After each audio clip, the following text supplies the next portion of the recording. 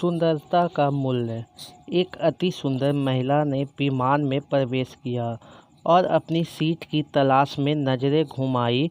उसने देखा कि उसकी सीट के पास एक ऐसा व्यक्ति बगल में है जिसके दोनों ही हाथ नहीं हैं।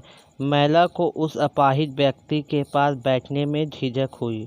उस सुंदर महिला ने एयर होस्टेस से बोली, मैं इस सीट पर सुविधापूर्वक यात्रा नहीं कर पाऊंगी क्योंकि साथ की सीट पर जो व्यक्ति बैठा हुआ है उसके दोनों हाथ नहीं हैं। उस सुंदर महिला ने एयर होस्टेस से सीट बदलने हेतु आग्रह किया। असहज हुई एयर होस्टेस ने पूछा, मैम क्या मुझे कारण बता सकती हैं?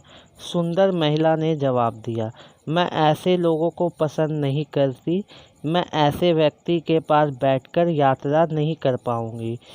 दिखने में पढ़ी लिखी और विनम्र प्रतीत होने वाली महिला की यह बात सुनकर एयर होस्टेस अचंभित हो गई। महिला ने एक बार फिर एयर होस्टेस से जोर देकर कहा, मैं उस सीट पर नहीं बैठ सकती, मुझे कोई दूसरी सीट दे दीजिए।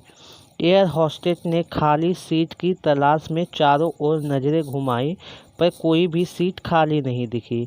एयर होस्टेस ने महिला से कहा, मैडम इस इकोनॉमी क्लास में कोई सीट खाली नहीं है, किंतु यात्रियों की सुविधा का ध्यान रखना हमारा दायित्व है।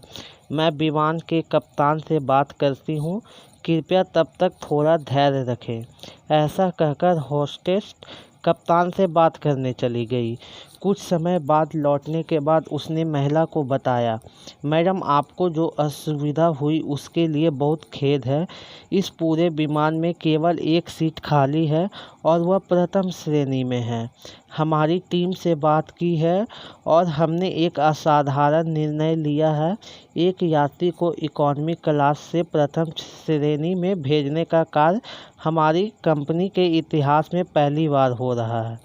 सुंदर महिला अत्यंत प्रसन्न हो गई, किंतु इसके पहले कि वह अपनी प्रतिक्रिया व्यक्त करती और एक शब्द भी बोल पाती, एयर होस्टेस उस अपाहिज दोनों हाथ विहीन व्यक्ति की ओर बढ़ गई और विनम्रतापूर्वक उसने पूछा, सर क्या आप प्रथम श्रेणी में जा सकेंगे?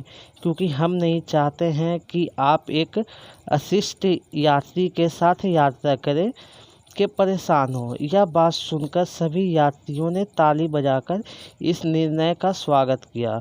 वह अति सुंदर दिखने वाली महिला तो अब शर्म से नजरें ही नहीं उठा पा रही थी।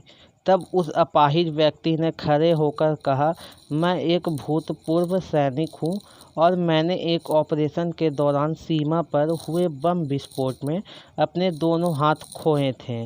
सबसे पहले जब मैंने इन देवी की चर्चा सुनी तब मैं सोच रहा था कि मैंने भी किन लोगों की सुरक्षा के लिए अपनी जान जोखिम में डाली और अपने हाथ खोए।